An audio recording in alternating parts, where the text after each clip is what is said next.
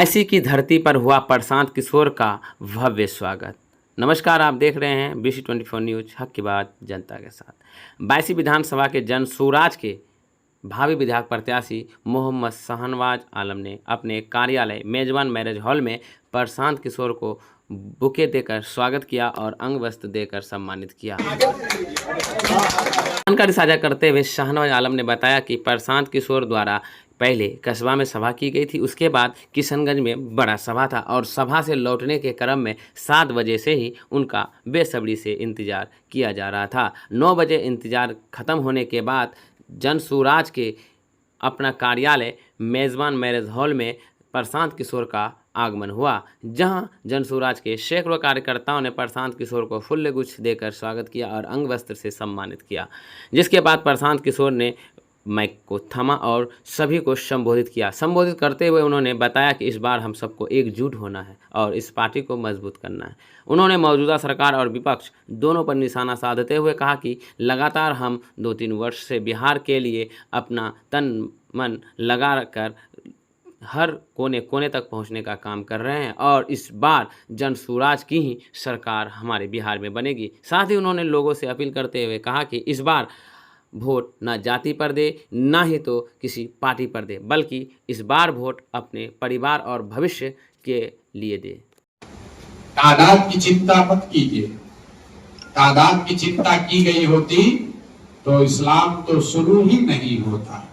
आप अपनी स्थिति देखिए, आपको तादाद में अगर बातिल भी दिखता है तो आप उसके साथ भी जाने को तैयार हैं, क्योंकि आपको लगता है कि तादाद इनकी बड़ी है, इनके साथ मैं सुरक्षित रहूंगा, इनके साथ मेरा विकास होगा, इनके साथ मिलकर भाजपा को हराऊंगा।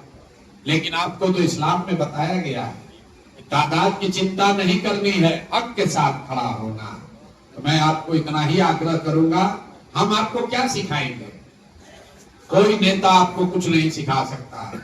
सारी बातें पहले से इस्लाम में बताई गई, आप उसको सीखो तो उसको अमल तो करो भाई।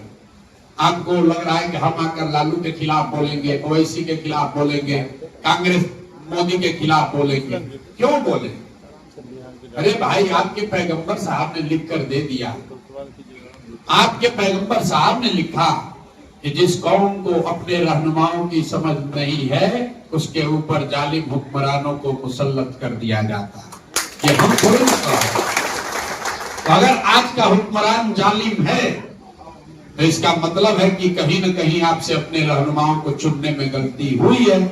ये प्रशांत किशोर की जरूरत नहीं है। अगर आज का हुक्मरान आपको जालिम दिख रहा है तो इसका मतलब है कि कहीं न कहीं आपको अपने रहनुमाओं को चुनने में आपने गलती करी है। आप पैगंबर साहब ने कही है, कोई हल्की बात थोड़ी ना है, वो गलत नहीं हो सकती। इसलिए इस चक्कर में मत पड़िए कि लालू ने ठगा कि कांग्रेस ने ठगा। भाजपा परेशान कर रही है कि नीतीश परेशान कर रहा है। भाई, गलत चुनोगे तो गलत ही होगा। इसलिए आप हक के साथ खड़ा होइए, अपने और अपने बच्चों की चिंता कीजिए। ये जो नया इतिहास लिखा जा रहा है इसमें कंधा लगाइए, इसमें इस जद्दोजहद में शामिल होइए, अपने बच्चों को जोड़िए। ये छोटा पौधा है, इसको सींचिएगा तो यही आगे चलकर कल पेड़ बनेगा जिसमें आपके बच्चों के लिए फल भी होगा और आपके लिए छाया और सुरक्षा भी होगी। राजद वाला मरा हुआ जो वृक्ष है उसमें अपना खून पसीना भी लगाइएगा, उससे कुछ होने वाला नहीं है। और आपको अंतिम बात इतना ही कहेंगे, जीतेगा जन स्वराज, कोई नहीं रोक सकता। ये हमारा अहंकार नहीं है, ये हमारा राजनीतिक आकलन नहीं है। जहां से बात शुरू की थी उसी से खत्म करेंगे, क्योंकि चाहे इस्लाम हो या सनातन हो, हर धर्म में बताया गया है कि ईमानदारी से किया हुआ प्रयास, ईमानदारी से किया हुआ जद्दोजहद कभी बर्बाद नहीं हो सकता है, खाली नहीं जा सकता है। आपको निमंत्रित कर रहे हैं, इसमें आइए, जुड़िए। इसमें जुड़ेंगे तो न सिर्फ बिहार जीतिएगा, बिहार से आगे का भी रास्ता यहीं से खुलेगा, यहीं से आगे लड़ाई लड़ी जाएगी। आप लोग तो बंगाल के बिल्कुल बगल में हैं। आपने देखा कि बंगाल में भाजपा को जिस दिन हम लोगों ने शिकस्त दे दी, सीए एनआरसी बंद हो गया। सीए एनआरसी का सारा बखेड़ा खत्म।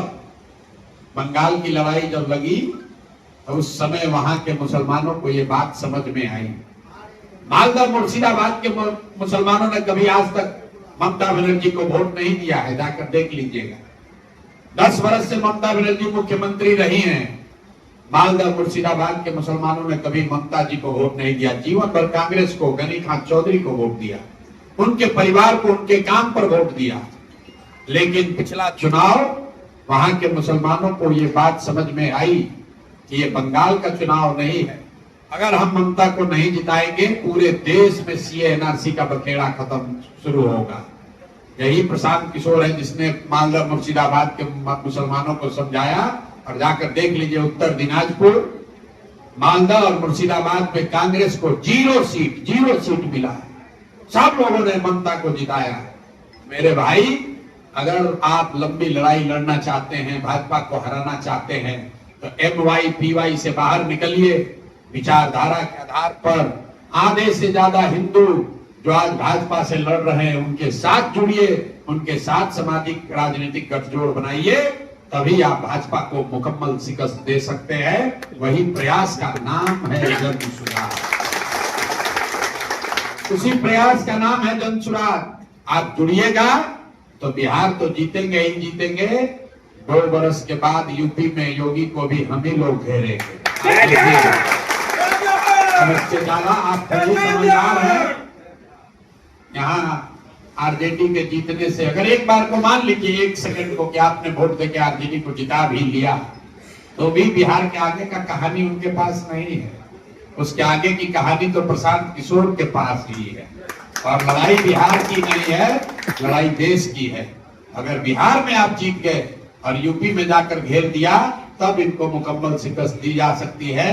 तो एक मुसलमान का, एक भाजपा विरोधी लोगों का ये फर्ज है कि आप लोग सब साथ में आइए, जन स्वराज की ताकत बनिए, वो व्यवस्था खड़ा कीजिए जिससे इनको हराया जा सके। लोहे को लोहा काटता है। अगर भाजपा की विचारधारा से लड़ना है तो गांधी के विचारधारा आधारित व्यवस्था खड़ी किए बगैर कोई दूसरा उपाय नहीं है। विचारधारा आधारित व्यवस्था को जाति के तलवार से आप नहीं काट सकते। उसके लिए विचारधारा आधारित व्यवस्था ही बनानी पड़ेगी। वही प्रयास का नाम है जन सुराज। आपके आओ भगत के लिए, आपके समय के लिए बहुत बहुत धन्यवाद। अगली बार जब आएंगे तो इत्मीनान से आपसे बातचीत होगी। बहुत बहुत शुक्रिया।